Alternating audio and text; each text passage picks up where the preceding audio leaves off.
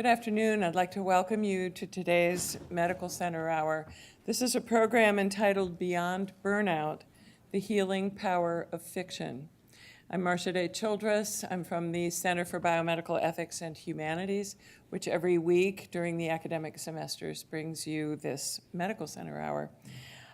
We've now, for a long time, we've known about books' ability to comfort, also their ability to spirit us away from the here and now to other places and other times. But can they also have the power to heal? At a time when burnout is rife among practicing physicians and other clinicians, healthcare organizations are introducing a variety of systemic changes, including wellness programs for frontline clinicians. Beyond this, though, what might individual clinicians do to better care for themselves, stave off burnout, and fuel emotional resilience? New research suggests burnout relief may be as close at hand as a good novel. Reading for pleasure, especially reading literary fiction with complex plots and richly nuanced characters, seems to enhance empathy and combat emotional exhaustion and depersonalization, thereby improving doctors' abilities to connect with the persons who are their patients and to find joy in their work. Indeed, if reading for relaxation can make such a difference, should reading literature be a prescribed part of health professional education and training? And should such engagement with good fiction start before medical or nursing school as part of a robust liberal arts education? Should our admissions committees be asking, so what have you read lately?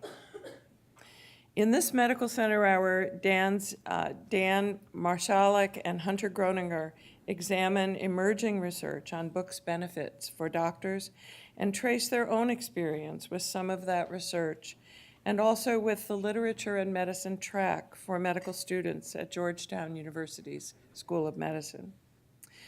Dan Marchalik is Medical Director of Physician Wellbeing for MedStar Health and an Assistant Professor of Urology at the Georgetown University School of Medicine in Washington, D.C. He also directs the literature and medicine track at the medical school.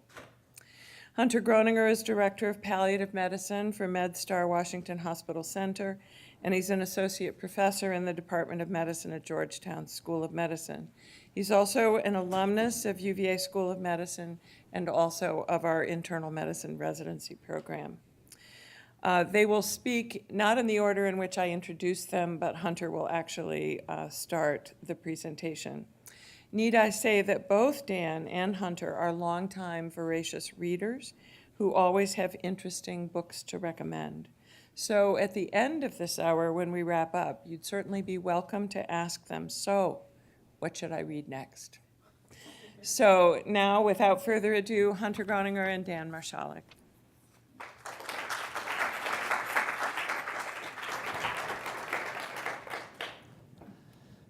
Good afternoon. It is wonderful to be back here after having spent 7 years of my life here. I kind of get the heebie-jeebies walking down the hall and feel like I should be studying for step one, but I'm not doing that. I'm going to share some of the work that we're doing with you today. I'm actually curious, before I start to share the slides that we presented, how many people here are reading a book right now, on your own, outside? Oh, that's awesome. And keep your hand up if it's fiction. Good, great, okay, great. How many of you would say that in the course of a month that you might read 3 books in a month, on your own, nothing to do with work? Okay, just curious, just thinking about that a little bit. Marcia mentioned that I went to medical school here and I did my internal medicine residency here, and it is with fondness to come back and be sharing what we're working on up north in DC with you today, because I remember a quick anecdote of coming to medical school when it was in Jordan Hall, and sitting in the lecture halls. That I think all of that has changed a lot since then. And within a couple of weeks of being here, I actually came to a medical center hour, and that's when I first encountered Marcia and the medical humanities program here and emailed her very soon afterwards a little bit of a smarmy email saying that I felt kind of bored in medical school, and could I meet you and talk about what you're doing in literature and medicine. And I think that, for me, connecting literature and medicine and continuing the act of reading and bringing fiction into my professional experience and professional development has really been sustaining for me, and maybe it is for you, and maybe we'll talk about that a little bit today. Here are some objectives of what we hope to cover. They're big and broad, but I just want to give you a little bit of an overview about the history of literature and medicine, sort of where it started and where it has been heading of late, and maybe with the beginnings of a happy ending there. We're going to explore a tiny bit of the basic science, whatever that may mean, on fiction and empathy. And then we'll transition into Dan in particular is going to talk about some research that we've been developing looking at the connection between fiction and burnout or burnout mitigation, and then the Georgetown experience in the literature and medicine track. So a lot to try to cover, and we look forward to questions and comments at the end. So perhaps many of you, all of you, some of you recognize these two characters, or at least the two names. On the left, Sir Thomas Sydenham, and on the right, Sir Richard Blackmore. These are Thomas Sydenham, especially for the internist, was someone who was thought of as the English father of medicine and was a voracious reader and teacher of medicine in England. And Richard Blackmore also went on to an illustrious career as a physician and practitioner in medicine. On the side, he was a mediocre to poor playwright, trying to bring in his own skills into that arena. That didn't work, but when he came to Thomas Sydenham and said, according to the anecdote, now that I'm really beginning my medical studies, Sir Thomas Sydenham, what should I read in order to prepare better? Does anyone know the answer to that question? Thomas Sydenham said, go and read Don Quixote. That's what you should start with. And remembering that anecdote was very fond to me. I remember as a medical student doing my clerkship in geriatrics when the geriatrics attending, who's no longer here at UVA, told all of the students coming to rotate on service with him, we'd say, what should we read to prepare for the geriatrics rotation? And he said, go read The Adventures of Sherlock Holmes, because he was a big fan of the physical diagnosis, and read The Essential Rumi, The Ecstatic Poet, which was shocking. I went and read both of those. I don't know if everyone else did that. But this idea that there are different kinds of works of literature that we can actually bring into our medical practice and inform sort of who we are as practitioners. This is a portrait of the fathers of academic medicine in the United States. This is a portrait from 1906 that was done by John Singer Sargent, and it hangs in the William Welch Medical Library at Hopkins. From left to right, there are three Williams and a Howard. William Welch, the first chair of pathology; William Halsted, the father of American surgery; William Osler, the father of internal medicine and of residency. If any of you are violating your duty hours, you can blame this guy. He violated them himself for his whole life. And Howard Kelly, who is essentially the first chair of obstetrics and gynecology in the United States. And so for me in particular, and for our discussion today, the circle is around Dr. Osler as we think a little bit about the role that literature can play, and fiction in particular, can play in medical education and in the practice of medicine. Why is that? Osler famously said, before going to bed, read for half an hour, and in the morning have a book open on your dressing table. So this is from an address that he gave to medical students, his advice to them. And you can see listed on the right a selection of some of the choices that he advocated for and kept on his bedside, and encouraged medical students and residents training under him to reach for those. And I recall fondly when I was a medical intern, actually, one of our chief residents in his final, at least at that time, the chief residents would each give a grand rounds at the end of the year. And this chief resident spent his grand rounds talking about Osler and books by the bedside and about his stack of books, and encouraged all of our intern class to do the same, to develop our own stack of books. So I'm curious for you to meditate on what is by your bedside now and what you might continue to explore and collect there. And so there's I think what we're trying to talk about is a foundation by which modern medicine and the evolution of medical education, which I'll talk about in a moment, that it started out with a juxtaposition and a collaboration between reading literature, ingesting literature, bringing it with you where you go. And that process is not simply something that you do for fun or as a hobby or to develop a sense of culture, but something that really helps you grow as a professional, as a physician, a clinician, and help you to develop and sustain who you are over time. Does that concept feel familiar to people? The idea that if you continue to read and bring it with you, that can help to inform and sustain your development over time as a practitioner. And here are examples here of many physicians through the history of medicine, some more distant, some more recent, who were all, I think, to many of us, well-known physician writers, but also very avid readers all the way through. And it makes us think a little bit about the juxtaposition or the differences between, as we enter the medical profession today, what is it that we expect and what it is that actually becomes our reality. I think that for many people entering medical school in recent decades, when we've known this around studies of medical students entering medical school and sort of what changes with them in terms of their emotions over time and professionalism over time, and sort of what happens to what I thought I would become when I entered medical school and what it turned out to be.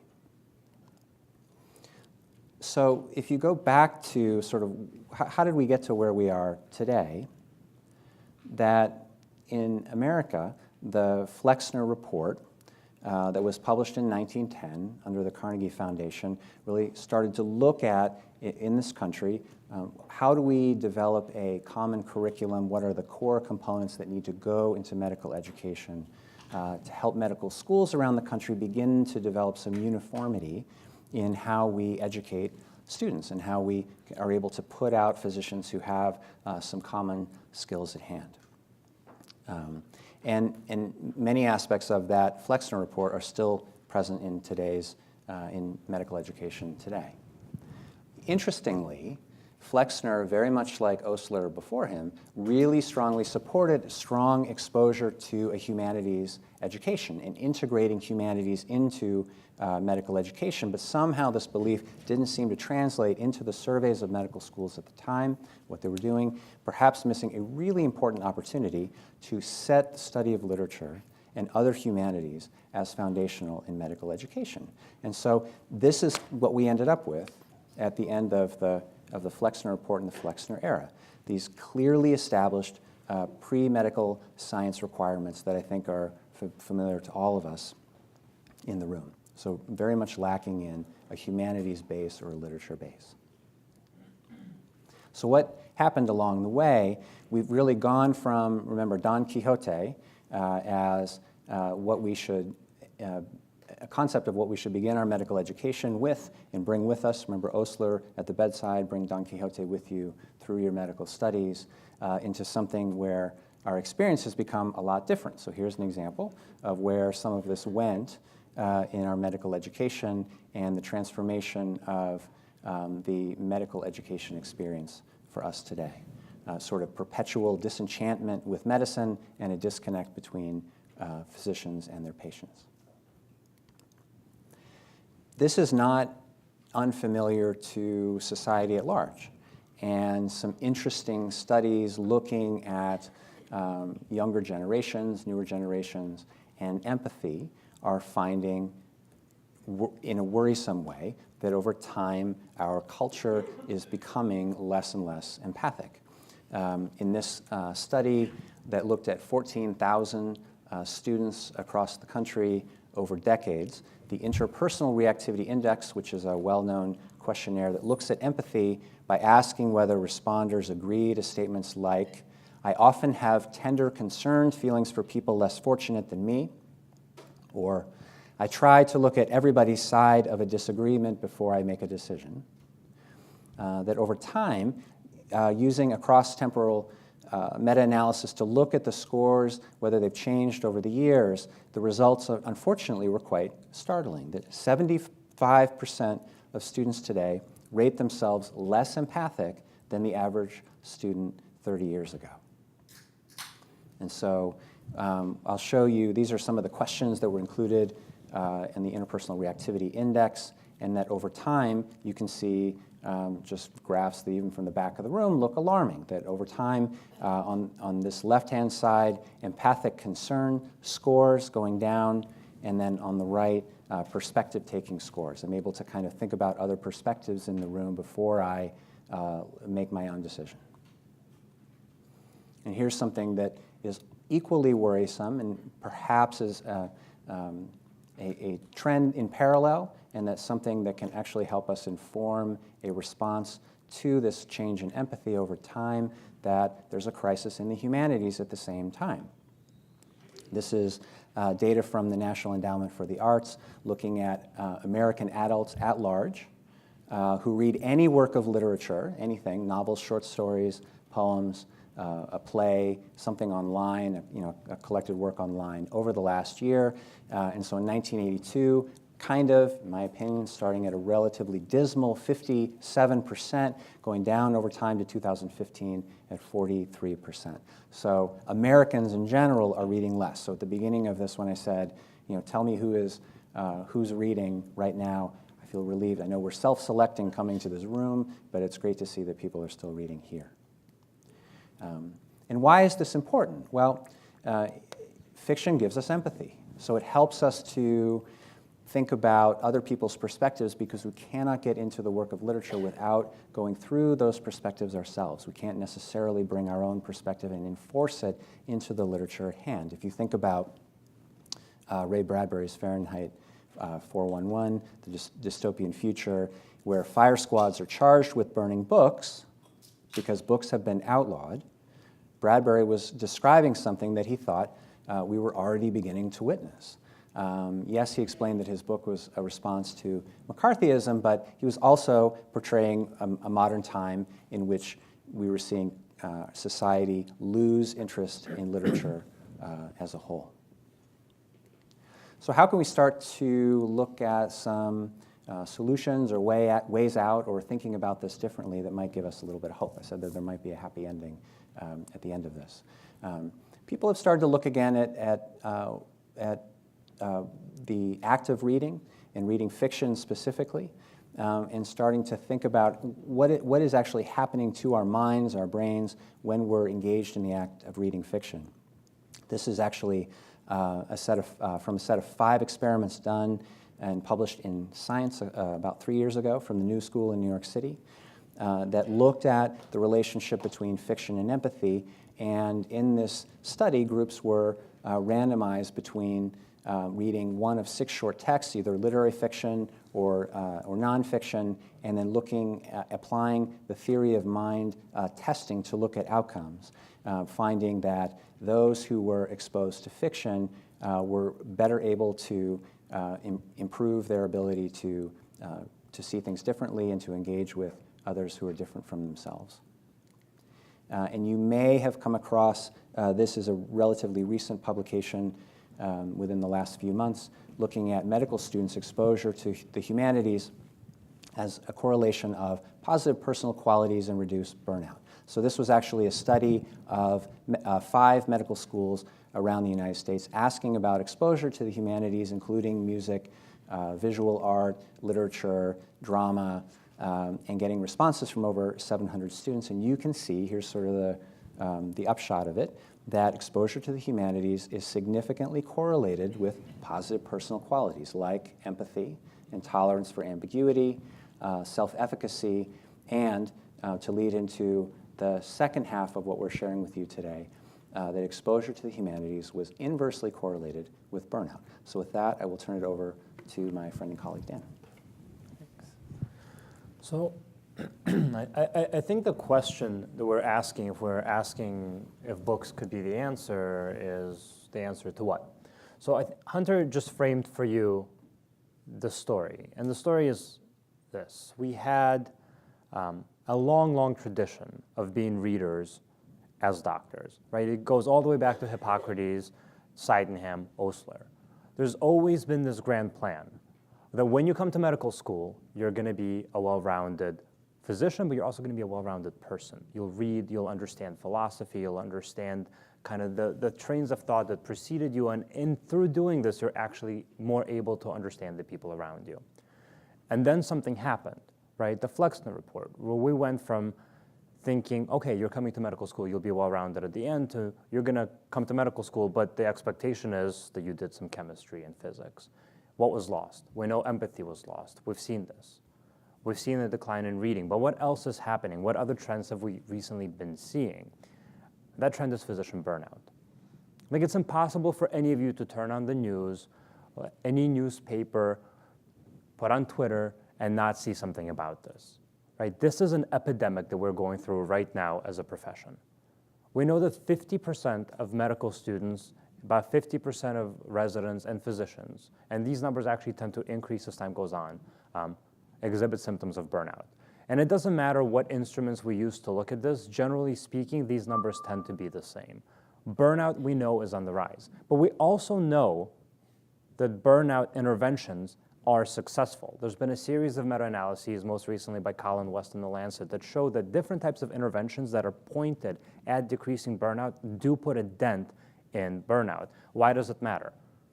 We know that burnout is linked to increased suicidality and depression, increased likelihood of a broken marriage, of substance abuse. We also know that it increases a physician's risk of committing a medical error, of leaving medicine altogether, of having career regret. I mean, these are terrible sequelae of something. And this is real. It's real, and everybody in this room knows that it's real because you've either experienced it or you've come in contact with it, or you know somebody who may have left the profession because of it, right? So what could we do to combat burnout? I'm going to preface the conversation, actually move away from the conversation for a minute and say, I do not think that books are the answer to burnout in America. They're not, right? Improving the EHR is a big component of this, right? Making residents and physicians get better sleep, right? Having better support for medical students in terms of debt. These are all components. Are they the whole story? No. Are there things that you can do for yourself that are going to make a difference? Yes. And I think one of the biggest things that you can do for yourself that makes a difference is read. Here's the data that we have looked at that I think makes a case for why this is true. Hunter showed you some basic science data, theory of mind testing that shows people who read literary fiction versus non-literary fiction versus nonfiction versus literally just like small excerpts and pamphlets.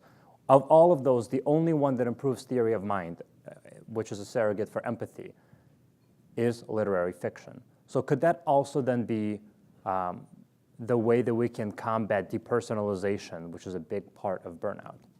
So we did a survey. We did an internal survey. We looked at we did a national survey of palliative care physicians. It went out to 710 palliative care providers. So this was chaplains, physicians, residents, nurse practitioners, pharmacists. And we measured burnout using the Maslach Burnout Inventory, which is the gold standard for measuring burnout. We also looked at their age, fatigue, what discipline they were in. Were they nurse practitioners or were they fellows? And what their reading habits were. Here's what we saw. I'm only going to show you the graphs of the most kind of important parts of the study. So on univariate analysis, obviously we saw that reading lit up. But then we looked at a multivariate regression. So we controlled for age because we know that burnout actually tends to get better as people are later on in their practice. for clinical discipline because there's the argument that actually burnout's much worse for physicians than it is for pharmacists and nurse practitioners, and for the presence of fatigue, because the question is, well, maybe if you're just working more and you're tired, maybe that's why you're more burnt out.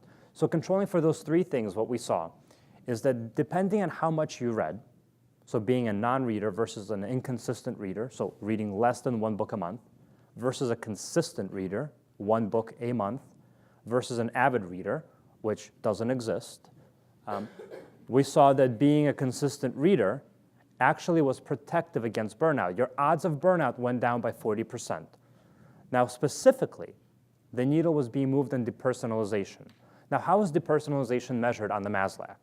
The single question part of that inventory is, I feel, since taking this job, I'm less concerned with what happens to people around me. That's my patients and my colleagues, right? So literally, I come to work, I just don't care what happens to everyone. Now, as you can imagine, in a lot of other studies, we've seen that linked to increased medical errors and increased likelihood of leaving the profession. That makes sense.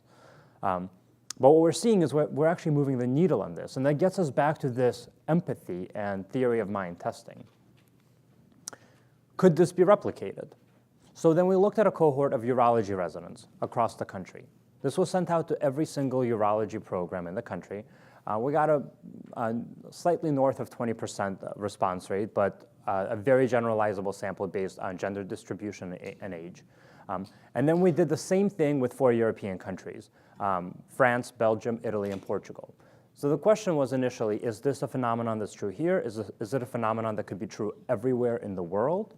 The response rate for the other countries was higher, closer to 40–50%. We did the Maslach burnout inventory once again to look at burnout, but then we also looked at depression using PHQ-9, and we looked at reading habits. All in all, it was a 50-question questionnaire. So we tried to account for some of the other confounders, right? Things like yoga, meditation for relaxation, going to the gym to exercise, right? Because the biggest question that you should be asking me right now based on the palliative care data is, well, is it just people who take some time to care for themselves, right? Is that what that is? If you're a reader, does that just mean that you take 30 minutes a day for yourself? What if I did that with yoga? What if I did it with meditation? Some of the other things that we've seen, would that have the same effect? That was the question we wanted to ask. So on univariate analysis, we wanted gender. Does being male or female make a difference? We saw that it didn't. Relationship status, is it having home support? Didn't as well. Meditation, exercise, yoga, no. The only thing that lit up was reading for pleasure. Your next question should be, well, does it matter how much you read? What about controlling for things like, for residents, fatigue, age, work hours, all of those things make a difference. I'm glad you guys asked. We looked at that. So we controlled for gender, that we've known previously to be a predictor of burnout, though it was not actually a univariate analysis in our cohort. Resident level, that we've consistently seen to be a predictor of burnout, and work hours, which is the biggest thing that you have to control for when you're studying residents. And then we saw again that reading for relaxation was the one thing that was protective when controlling for all of that. Your next question should be, does it matter how much you read? It does in both cohorts. So this is the predicted probability of burnout going up, and then number of books that you read, from a part of a book to 1, 2, 3, 4. As you can see, the European Union cohort is in blue, the US cohort is in red.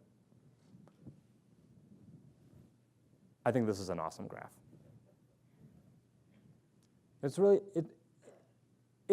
you're isolating something that you're doing for yourself that is not doing the same work as meditation and yoga, that is not doing the same work as going to the gym, that's doing something totally different.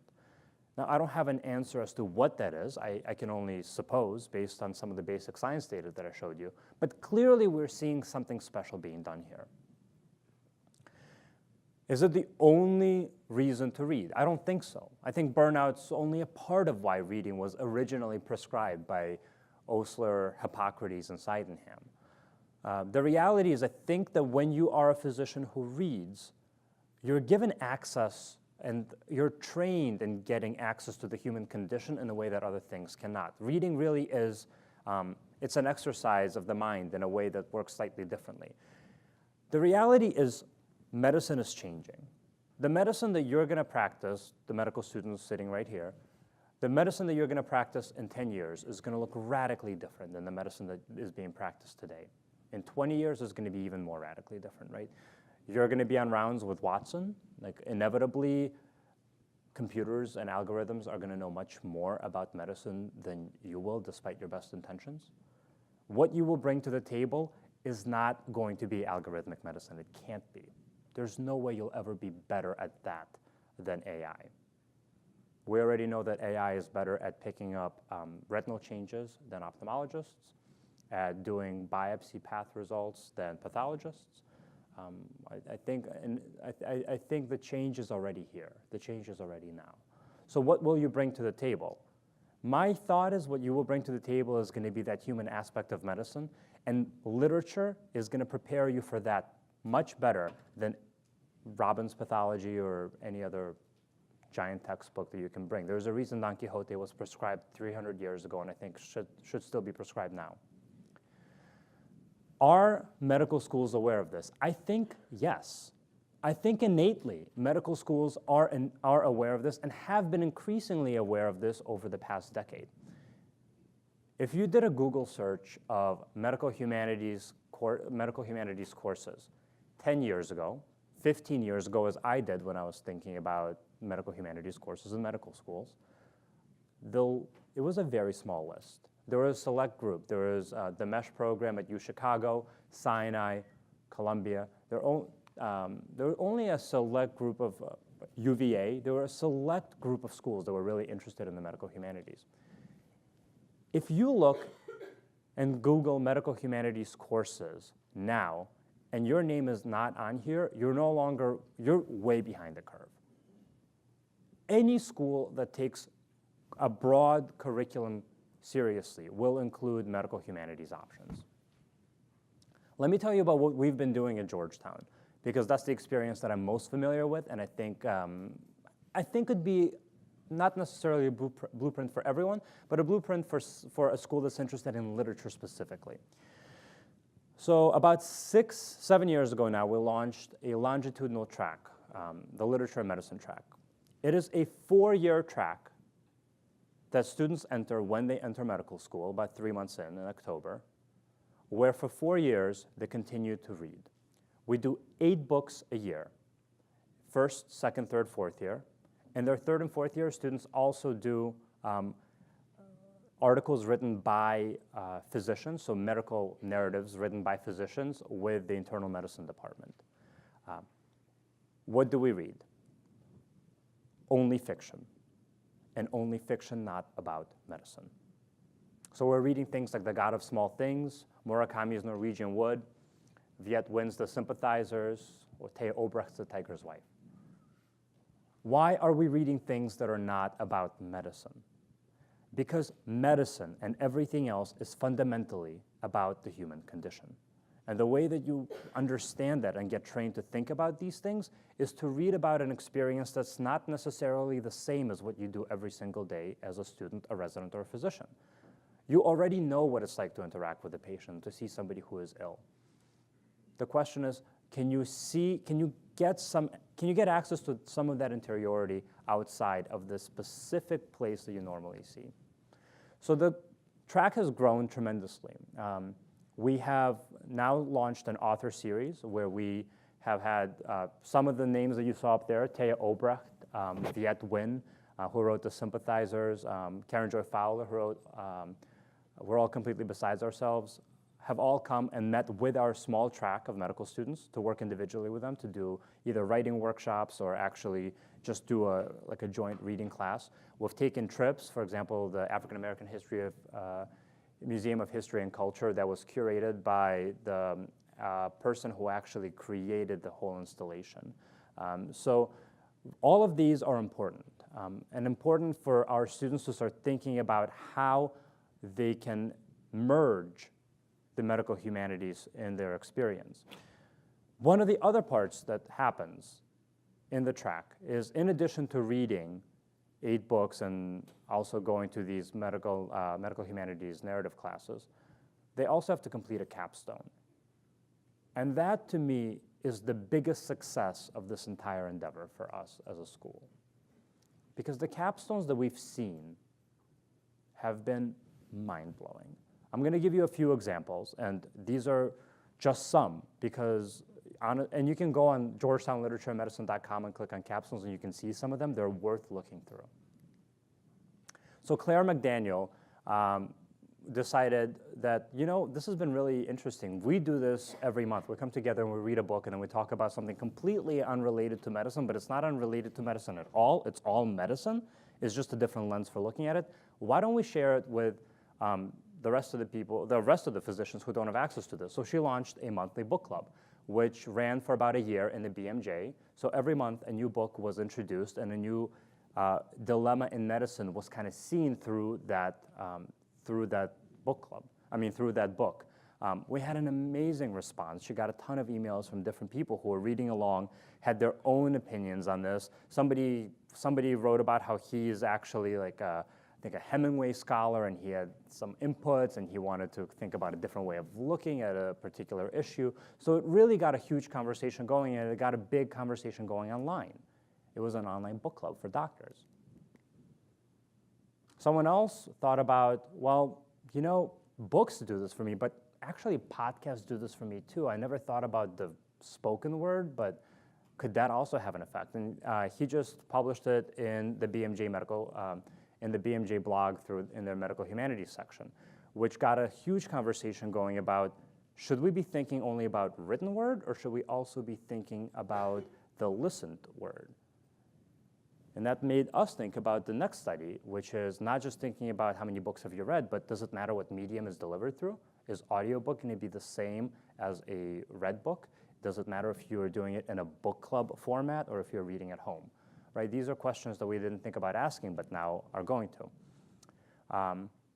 I've been writing a column in The Lancet for the past 4 years called From Literature to Medicine, which is a written version of the book club that Claire McDaniel launched in the BMJ.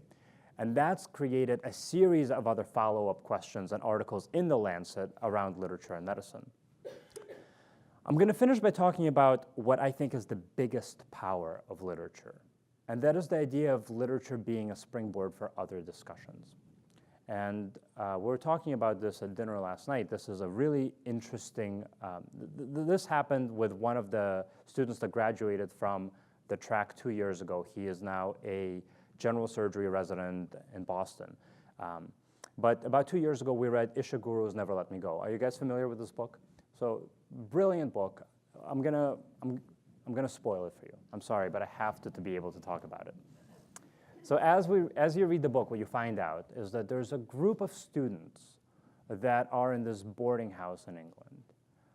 But as you continue to read it, what you learn is that these students are actually cloned students that are backups for organs for like the premier society in the rest of England. So they're the backup kids. But they're cloned, but nevertheless real human kids, right? And one of the things that the book gets into, outside of obviously the ethics of cloning and or using children as organ repositories, which are not, by the way, is not ethical. But one of the questions there is about really the ethics of organ donation. And I wrote a piece in the Times a few years ago about this, and it ends with a conversation that I had with my medical student who comes up to me and says, hey, it was at the end of talking about Never Let Me Go. I said, hey, it's been on my mind since we read Ishiguro. I donated my kidney to my step-uncle. He is my stepdad's brother. I've never even met the guy. I donated it when I was 18 years old. I really regret it. Like, I had no idea what I was getting into. Nobody warned me. Everybody told me it was going to be totally fine, and then I spent 2 years in the lab doing research on organ donors. It's not fine. So I said, why don't you write it down? So he did. And about 2 months later, this appeared in the Washington Post. It's called, at 18 years old, he donated a kidney, but now he regrets it. This was the most, This was the most read article on the Washington Post site for 4 days. He was on NPR. The discussion went from, wow, you regret it, that's so strange, to, wow, do you feel bad about yourself because this is evil, you saved the man's life, to, wow, you're a victim, to, wow, we should really think about what we do with informing our donors, to, wow, we should get a lot of people in the same room to discuss this further, right? So literature can be a springboard for more literature discussions, but it can also be a springboard for actual change, policy change, hospitals rethinking how they consent 18-year-olds before they donate an organ. At the end of the day, I think the power of literature in a lot of ways is not necessarily to give answers as much as it is to create questions. And those questions can then lead to the types of discussions that can really make a change around us. Questions like, is organ donation for an 18-year-old okay? To what can we do to combat burnout? To what can we learn from reading about our own experience that can change the way that we treat the people around us, and so on. And I think with that slide that says questions, we'll take some. Thank you, guys.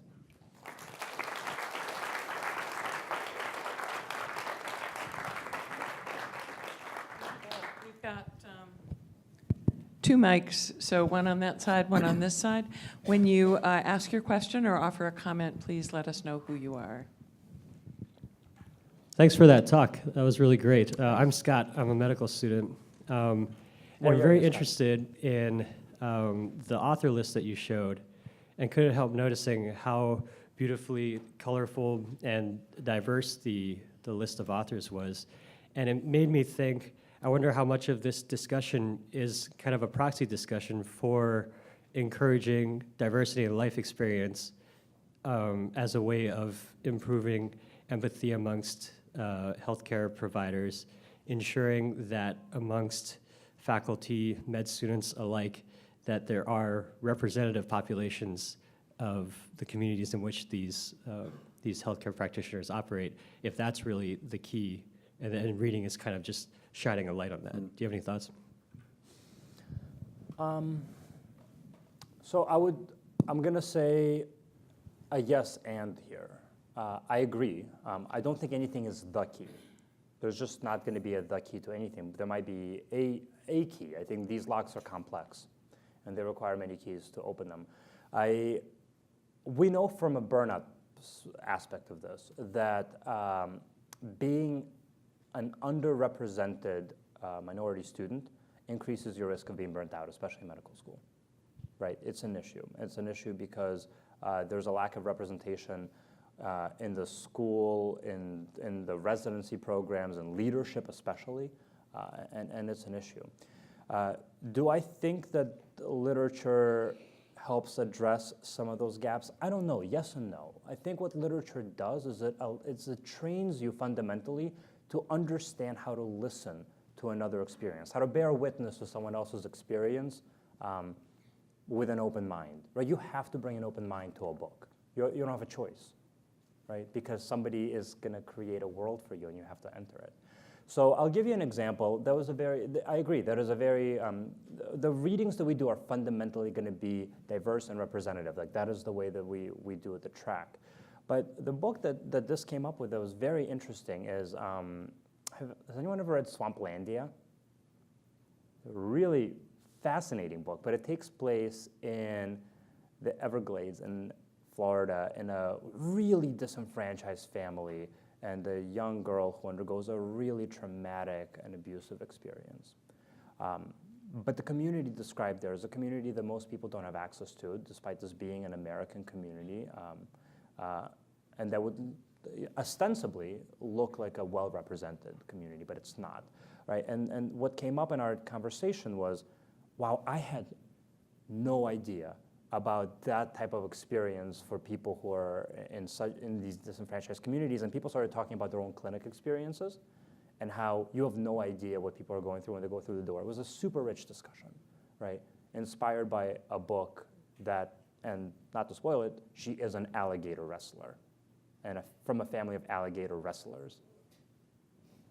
You're spoiling a lot of books for everybody. I know, by the way, this is I'm never allowed to talk about books again because there's nothing, that's it. I'm sorry, guys. One other, just like a related comment really quickly, I think that is important is like, yes, that is a great list of, that shows diversity of authorship, but also content. And I think something that is always interesting to bring into a classroom, if it's a formal classroom or a group of people or a book club or whatever, is also diversity of the literature form and helping people to, not only get experiences outside of, well, here's a voice that I hadn't heard of before, or a culture I'm learning about, but also sometimes putting people in a healthy way, uncomfortable reading situations where they really sort of learn through that. So we were talking last night, chatting about sort of airport fiction, like I can look at the cover and I know how it's going to turn out, and fiction that I don't, and how the latter can really help people outside of their comfort zone, and helping people through that can also add to the richness of that experience. I actually feel vindicated. I did not spoil any of the books, because knowing the plot does not at all replace the experience of the books, because it's literary fiction. That's fair. Please. Hi, thank you. My name's Lillian, and I'm a psychiatrist at Student Health.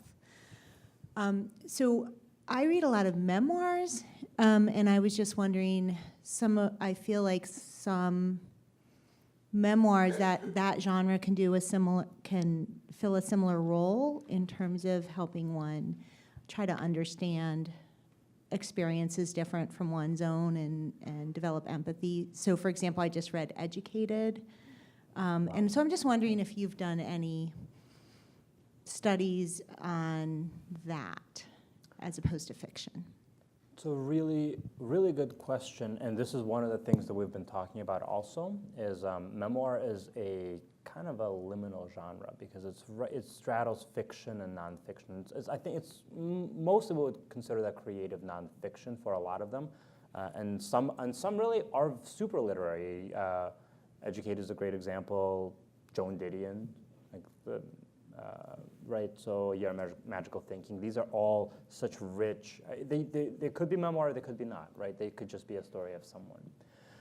And I think memoir is probably one of the more slippery examples of genre, because I think fiction does something that nonfiction cannot, but creative nonfiction, in my mind, just falls into the fiction bucket. But I probably, in a room full of readers, I'm probably going to get a lot of backlash for saying that.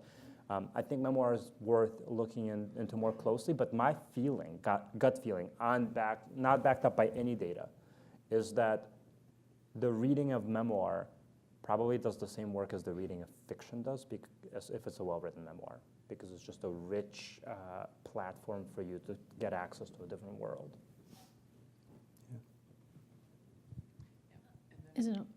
Hey, I'm Kathleen Hayden. I'm a nurse practitioner.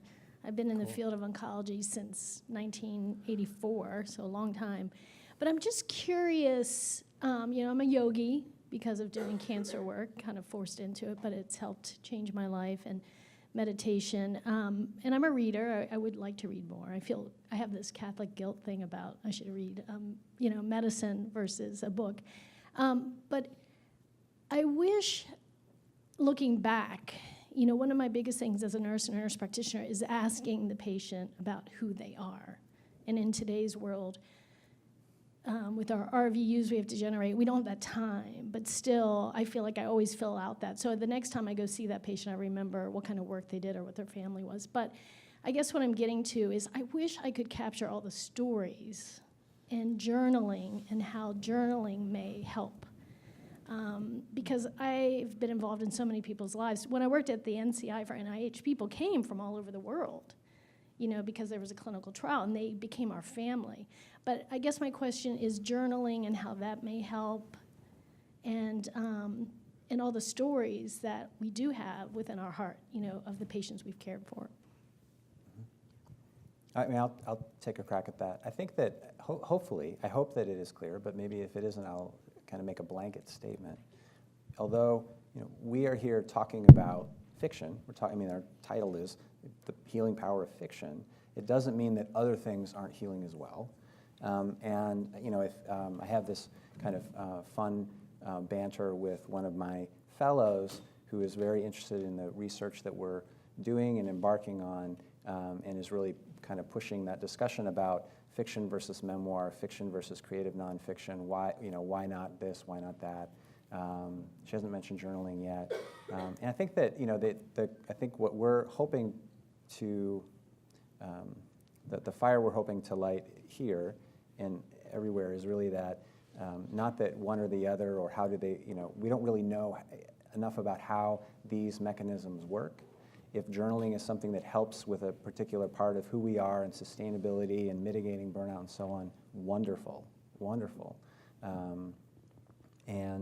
But that the kind of, at least I can say over my medium-long career of bringing fiction into the workplace in different settings, the conversation that always comes up eventually is, yeah, so what? Like, why shouldn't we read a journal article, a medical journal article instead? Maybe that would help us more.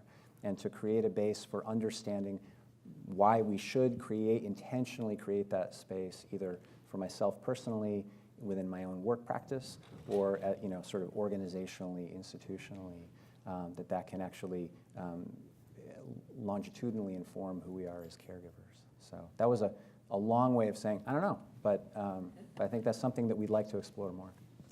Yeah. I think there's also pretty good work from narrative medicine, so Rita Sharon's program. That the program started with Rita Sharon at Columbia, but has now obviously grown a lot of extensions all over the country, which has a lot of parallel charting at the heart of it, which is in a way journaling, right? So writing down your patient's experience. So you write a chart that is a 34-year-old with COPD exacerbation, non-compliant with whatever meds, and then another one that's this is like a daughter of someone who is currently dying in a nursing home, who has been really stressed out and has had no trouble to visit her, and as a result has been unable to be compliant with her medications, right? So a very different type of story about a patient that you create, where you give them a very round type of life. And I think that's they've got great data to look at the work that's done on providers. And they've done it with their palliative care teams, they've done it with their medical students, and that aspect of journaling has been studied and certainly has a great impact on physicians thriving. I don't think they've looked at it from a burnout perspective, but just from a meaning at work perspective. The other thing that you touched on, which is a can of worms we will not open, is the RVU component of work. And if there are executives in the room, I apologize, but there's really good data from Tate Shanafeld from a few years ago that looks at moving to an RVU model and the increased risk of burnout going up by 37%. It's an issue, right? Because it's something is always at the expense of something else. And when you're treating a patient, I think the things that you have to jettison to make room for RVU productivity are the types of things that then lead to people feeling stressed out by it. The question is, can some of that be mitigated by journaling, reading, and so on, by trying to just automatically get a better rapport and connection to your patient? And I hope so. Hi, my name is Justin. I'm a medical student here at UVA. Going back to the Carnegie Foundation report and a focus on basic science curriculum for pre-meds, I was wondering if there was any studies that were done looking at the background someone has, such as an undergraduate degree in humanities, and both how much they read in medical school and beyond, and their empathy and rate of burnout. Yeah. No, I thought you were going somewhere else with that. There was a study. So, no, there's not a study on your background and what you studied and the risk of burnout that I'm aware of. There is a study, however, on your background and being a humanities background and chances of success in medical school that includes success in your clerkships, placement, and your step one. And that came from the FLEX program from Mount Sinai that has been accepting medical students that did not undergo the traditional pre-medical school route and did not take the MCAT and were accepted in their second year of college as humanities majors. And what the study demonstrated, and this is a decade-long study, it's a long follow-up for a lot of cohorts, is that those students did as well on all of their clerkships, as well in terms of graduating with distinction, as well in terms of matching. I think they scored an average of 4 points lower on step 1, which take that with a grain of salt, right? Because everything else they did as well on. But they were more likely to have a distinction in an independent scholarly pursuit, which, if you're asking about what are your priorities as a school, you might have to look at that and say, wow, that's a pretty good thing to be better than your peers at, to independently pursue something of scholarly importance. I think we have time for one last question. I'm Fern Hauk. I'm a professor of family medicine here. So I like to read both books as well as listening to books, and I live about 30, 40 minutes away, so I read books on my way to and from work, and I look forward to that part of day more than almost anything I do.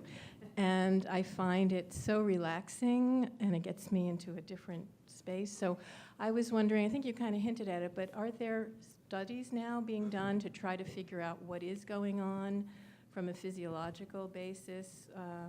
Do we release, serotonin, or what's happening when people are reading, or maybe we should be doing this if we haven't been doing it? So basic science fMRI studies, not neurotransmitter, but fMRI studies, yes. And it is the parts of the brain that are lighting up are the same parts of the brain that are lighting up with important human connections. So looking at a picture of a family member or something like that. So in terms of neurotransmitters, not that I'm familiar with, but we need to partner with Audible and have them fund a big study for us. So we can look at audiobooks. We're going to do that next. Thanks, guys. That's what we're going to do. We're going to go to Audible. Thank you all so much. Oh, we've got one more. Oh, okay. One One more. sorry. Thank you. Sorry, last quick question. Yeah, please. My name is Iren Mattia. I'm a poet and also attending in general pediatrics. Oh, sorry. Sorry, okay. My name is Iren. I'm a poet and attending in general pediatrics, and I'm in the process of developing a curriculum similar to what you're describing for our general pediatrics residents. And so I'm curious from a scholarly standpoint, obviously there are a ton of outcomes that you talked about in the studies that you've done, from empathy to burnout, resiliency. So how do you, if you're on a much smaller scale, doing more of a pilot study, how would you advise thinking through what are some things to consider when looking at the best thing to measure, given that there is a lot in the literature about burnout and empathy, just having some trouble parsing through that? Yeah. Well, two things. One is pick what you think is was most important to you. Like, what do you want to move the needle on? And what you think you're moving the needle on with your intervention, and work backwards from there. Do I think that in a small cohort of pediatrics residents, in over 1 year, you're gonna see a significant change in, let's say, the Maslow burnout inventory? I don't. I just don't think it's possible given the numbers, right? There's some inherent limitations to what the numbers are gonna allow you to do. But there's a lot of really good mixed methods research that you can do, and a lot of really good non-quantitative research, right? Not everything is numbers and surveys. I think for this, getting people to report back and maybe doing focus groups afterwards, maybe having open-ended things that they write, and then coding it out and seeing what are the themes, and do those themes change, right? If the themes at the beginning, before interventions, are all patients' parents are driving me crazy, I can't handle the lack of sleep, I really hate the lack of resources that we have here, the on-call room is terrible. At the end is, I feel really connected to the patient's parents. I feel like I understand where they're coming from because their kids are sick and this is devastating. And honestly, I know that the call rooms are not that nice, but I feel like I'm really connecting with my peers in a better way, and so I love being at work. I mean, right? I'd want to read that. Or yes, qualitative component for sure. And I like doing this. I want to come back. I'm glad we have it. I want more of it. This is something that I carve out time for. So even the experience itself, getting some qualitative or quantitative data. Yeah. So we have come to the end of our hour. I thank all of you for being here. Thanks to Dan Marchalik and Hunter Groninger for bringing us this topic and for encouraging us incentivizing us to read. Maybe there should be RVUs for books. Yeah, right? I don't know. In the perfect We, world, yes. We hope you'll come back next week. Our program is When Addiction Strikes a Family, Writing for Recovery. So we're continuing this engagement with forms of literature and the healing arts. So please join us then. And if you have any book recommendations for our speakers or others in the audience, please feel free to give them and read a little before next week. Thank you. Thank you.